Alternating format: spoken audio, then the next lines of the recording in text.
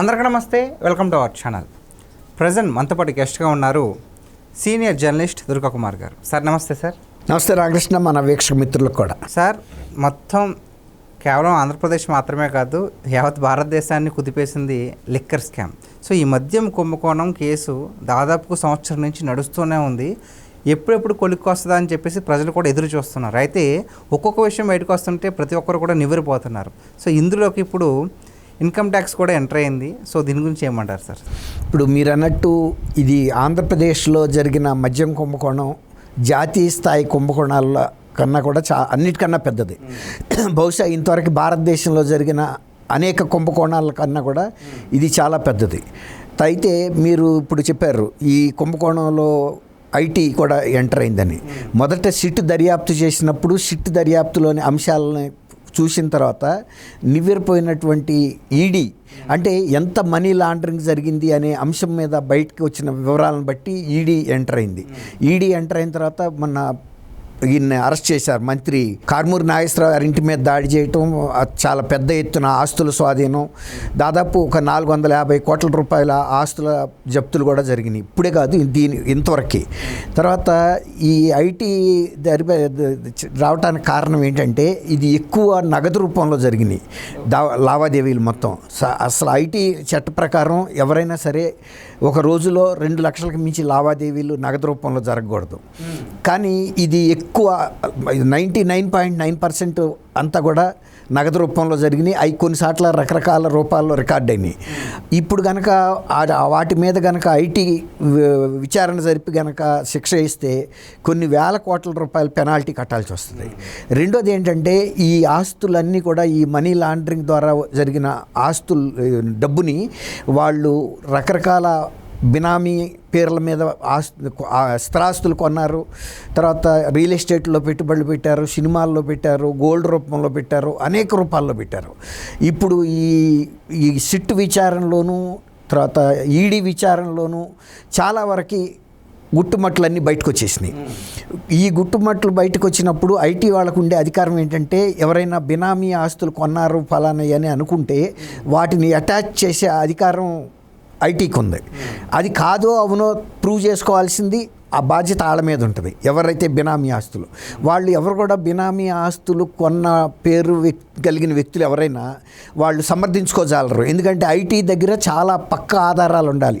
వాళ్ళకి ఆ డబ్బు ఎక్కడి నుంచి వచ్చింది, వాళ్ళు ఏం వ్యాపారం చేశారు, అంతకుముందు ఎక్కడెక్కడ వాళ్ళు ఇన్కమ్ ట్యాక్స్ ఏమైనా కట్టారా లేదా, ఇంత ఆస్తులు కొనడానికి సడన్గా వీళ్ళకి ఎక్కడి నుంచి వనరులు వచ్చినాయి అనేది చెప్పగలగడం చాలా కష్టం. ఆ టైంలో వాళ్ళు ఖచ్చితంగా ఒప్పుకు తీరాల్సిందే, లేకపోతే వాళ్ళకి కూడా అంతే పడుతుంది. తర్వాత ఈ వీటిల్లో బెయిల్ ఏమైనా పొందొచ్చు ఇందులో బినామీదారులు కానీ లేకపోతే బినామీ పేర్లు పెట్టిన పెద్దలు కానీ ఆస్తులను అక్కడి నుంచి తప్పించడం సాధ్యం కాదు. అది ఆ స్వాధీనం చేసుకునే హక్కు ఐటీ అధికారులకు ఉంటుంది. ఒక్కసారి కనుక అది ఖచ్చితంగా బినామీ అని ప్రూవ్ అయిపోయిన తర్వాత ఇక వాళ్ళ క్లెయిమ్ ఉండదు. అట్లాగే ఎవరైతే నేను బినామీ పెట్టాను అని చెప్పి బయటకు వస్తే కూడా వాళ్ళకు కూడా వెళ్ళదు. ఇప్పుడు అతని మీద ఇంకా కేసు బుక్ అవుతుంది అంతే తప్ప ఆస్తిని మాత్రం తప్పించుకోజాలం. ఇప్పుడు కరెక్ట్గా బిగుస్తుంది. ఐటీ అంతా కూడా విచారణ వాళ్ళ ఐటీ కోర్టులోనే జరుగుతాయి, వాళ్ళ ఐటీ నియమ నిబంధనల ప్రకారం. అవన్నీ కూడా పక్కా పగడబందీతో ఉండాల్సిందే తప్ప ఏదో నేను కొనేశాను, నాకు ఫలానా ఆయన ఇచ్చాడు డబ్బులు, లేకపోతే నాకేదో పూర్వక నుంచి వచ్చిందంటే నువ్వు పూర్వం ఎక్కడ ఆస్తి అమ్మావో చూపించమంటారు. ఆ డాక్యుమెంట్ ఎక్కడ, అది ఎంతకు అమ్మావు, నువ్వు ఎంతకు కొన్నావు, ఇక్కడ ఇవన్నీ కూడా ప్రతిదీ స్క్రూటినీ అవుతుంది. స్క్రూటినీ అయినప్పుడు ఖచ్చితంగా 100% దొరుకుతారు. ఇది ఇప్పుడు రసకందాయంలో పడింది. దీని మూలాన ఏమవుతుందంటే వీళ్ళందరూ కూడా ఎవరైతే సూత్రధారి ఉన్నాడో ఆ సూత్రధారి తిన్నదానికి వీళ్ళు జవాబుదారి కాలేరు. చెప్పడానికి కూడా అతకదు, అబద్ధం చెప్పిన అతకాలంటారు కదా. నీకే వస్తే మొత్తం ఇంత వచ్చినప్పుడు నువ్వు ఇంతే చూపిస్తున్నావు కదా ఇక్కడ, మరి మిగిలిన ఏమైనాయి అని అడుగుతారు. అప్పుడు ఆ లెక్కలన్నీ కూడా చెప్పాలంటే కష్టం. కాబట్టి ఇందులో పెద్ద చేపలు ఎవరైతే ఉంటారో అవన్నీ కూడా ఇప్పుడు ఈ నెట్లో పడతాయి. 3 నెట్లు, సిట్ నెట్ ఒకటి, రెండోది ఈడీ కేంద్ర ప్రభుత్వ సంస్థ. ఆ ఈడీ కనుక పెట్టిన కేసుల విషయంలో ఈడీ వచ్చి ప్రాసిక్యూషన్ తరపున వాదించదు. ఏదైతే ఛార్జ్ షీట్ పెడుతుందో ఆ ఛార్జ్ షీట్లో అంశాలు నిజం కాదు అని నిరూపించుకోవాల్సిన బాధ్యత ఎవరైతే నిందితుడు ఉంటాడో అతని మీద ఉంటుంది.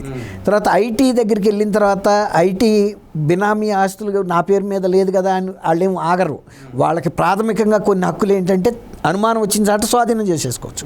స్వాధీనం చేసుకుని నోటీస్ ఇస్తారు. నోటీస్ ఇచ్చినప్పటి నుంచి కేసు మొదలవుతుంది. వాళ్ళు వచ్చి సమర్థించుకోవటానికి ఉండే ఆధారాలు బహు కష్టం. ఎవడైతే పెట్టాడో వాడు దొంగకి తేలు కొడితే నేను చెప్పగలడా అతనిది కాదు నాదే అని ఇతను, అప్పుడు డబల్ కేసులు అవుతాయి, అంతే కదా. కాబట్టి ఇప్పుడు మెయిన్గా ప్రజలందరూ ఏం కోరుకుంటున్నారంటే అసలు వీళ్ళు సంపాదించిన ఆస్తులు ప్రభుత్వ ఖజానాలకు వెళ్తే మనకు చాలు. ఎందుకంటే ప్రజల రక్తం పిండి సంపాదించారు ఈ కల్తీ మద్యం, అంటే నాసి రకం మద్యాన్ని ఎక్కువ రేటుకి అమ్మి ఆరోగ్యాలు ప్రాణాలు తీసుకున్నారు. మళ్ళీ వాళ్ళు లబ్ధి పొందారు. ఆ డబ్బులన్న మళ్ళీ ప్రజా ఖజానాకి వస్తే చాలనుకుంటున్నారు. అదైతే నెరవేరుతుంది. కాకపోతే టెక్నికల్గా వీళ్ళు కొంతకాలం ఒక 20 రోజులు నెల రోజులకో బెయిల్ తెచ్చుకుని బయటకు రావచ్చు. కానీ వాళ్ళు సంపాదించిన అక్రమ ఆస్తులు మాత్రం వాటిని కాపాడుకోవటం మాత్రం అంత సులువైన అంశం అయితే కాదు సార్. మొన్న రీసెంట్గానే ఈడీలు బాగా సోదాలు జరిపింది. సో కొంతమంది ఆస్తులను అయితే జప్తు చేసుకుంది. సో ఇప్పుడేమో మీరు అన్నట్టుగా ఐటీ కూడా ఎంటర్ అయింది. మొత్తానికి ఈ కేసు కొలిక్కి వస్తా అంటారు సార్? ఇప్పుడు ఒక వలలోంచి తప్పించుకుంటే రెండో వలలో చిక్కుంటారు, రెండో వలలో చిక్కుంటే మూడో వలలో చిక్కుతారు. అట్లా 3 నెట్లు ఉన్నాయి ఇక్కడ. తప్పించుకోవటం ఇంకా కష్టం. ఐటీ వాళ్ళు ప్రతిదీ కూడా ప్రతి పైసాకి ఆధారం అడుగుతారు వాళ్ళు. అది తర్వాత ఇక్కడ ఎంత వ్యాపారం జరిగిందనేది ఒక అంచనా ఎట్ట దొరుకుతుందంటే 2019 వరకు తెలుగుదేశం హయాంలో ఎంత సేల్స్ అయిందో ఒక అంచనా ఉంది. తర్వాత మళ్ళీ 24లో ఈ ప్రభుత్వం వచ్చిన తర్వాత కూడా ఒక అంచనా ఉంది. 19-24 మధ్యలో కూడా అంతే అమ్మకాలు జరుగుతాయి కదా. తాగేవాళ్ళు అంతకన్నా తక్కువ తాగరు, ఎక్కువ కూడా తాగరు సగటున. కాబట్టి అంత ట్రాన్సాక్షన్ అయ్యిందనేది ప్రిజ్యూమ్ చేసి ఖచ్చితంగా దానికి సంబంధించిన రికార్డులు ఎట్లా దొరుకుతాయి అంటే వీళ్ళకి డిస్టిలరీస్ నుంచి వీళ్ళకి తీసుకొచ్చిన నాసిరకం కావచ్చు, క్వాంటిటీ అయితే తగ్గించి చూపించలేరుగా. పని కొంత తగ్గించి చూపించారనుకుందాం, కానీ చాలా వరకు ఒక 90% 80% అయినా ఎక్కడో ఒకసారి ఆధారాలు దొరుకుతాయి. రెండోది ఇంకోటి ఏంటంటే డిస్టిలరీస్ ఉపయోగించిన కరెంటు లెక్కలు దొరుకుతాయి. వాళ్ళు ఎంత కరెంటు వాడారంటే ఎంత ఉత్పత్తి చేశారనేది ఒక లెక్క ఉంటుంది అక్కడ. కరెంటు బిల్లులు కూడా చూస్తారు, డిస్టిలరీస్ కట్టిన కరెంటు బిల్లులు. వాళ్ళు అక్కడ ఫ్రాడ్ చేయలేరుగా. అట్లా ఒకటికొకటి. తర్వాత ట్రాన్స్పోర్ట్కి సంబంధించి ఇన్ని లారీలు వచ్చినాయి అంటే ఒక్కొక్క లారీకి ఇన్ని కేసులు వస్తాయి. ఇప్పుడు ట్రాన్స్పోర్ట్లో కూడా కుంభకోణం జరిగింది. ఇప్పుడు అది కూడా స్కానర్ కింద ఉంది.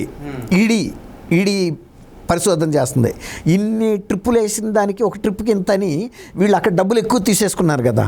అట్లా ఎన్ని ట్రిప్పుల్లో ఎన్ని కేసులు వచ్చిందన్న క్వాంటిటీ తెలుస్తూ ఉంటుంది. మద్యం ఉత్పత్తి ఎంత జరిగింది, రీటైల్కి ఎంతకు వచ్చింది, ఎంత సేల్ చేశారు ఒక క్వార్టరు, దీన్ని బట్టి అన్నీ లెక్కలేస్తుంది ఈడీ కూడా వేస్తుంది. అట్లా అన్నమాట. అట్లాగే సిట్ కూడా తన ప్రాథమిక దర్యాప్తులు కూడా చాలా అంశాలని నిగ్గుదేల్చింది. కాబట్టి ఇప్పుడు కరెక్ట్ రసకందాయంలో పడింది ఆంధ్రప్రదేశ్ మద్యం కుంభకోణం అని అయితే మనం చెప్పొచ్చు. పెద్ద తలలు కూడా ఇప్పుడు ఇరుక్కుంటాయి. ఓకే సార్, చూద్దామండి. మీరు అన్నట్టుగా ఇందాక ఒక మాట అన్నారు. సో ప్రజలు కూడా కోరుకుంటున్నారు ఇంత ప్రజాధనాన్ని అది మళ్ళీ ప్రభుత్వ ఖజానాకి రావాలనేది. సో అది నిజంగా జరగాలని కోరుకుందాం sir. Thank you so much. Thank you Ramakrishna, మన వీక్షక మిత్రులకు కూడా.